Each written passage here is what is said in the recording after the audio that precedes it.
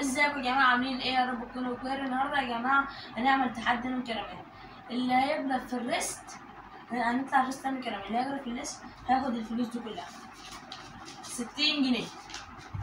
واحد ونص جنيه ده بس عشان نروح نغير الفلوس. انتوا عارفين يا جماعه بقى ان الولد اكبر من البنت وانا قد التحدي. يلا بينا. 3 2 1. لا ما تمشيش ايدك. هاتني كده خلاص.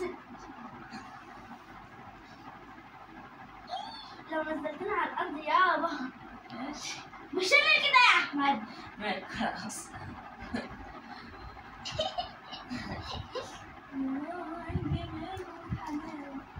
لا انا عمل لك كده بيجي تك.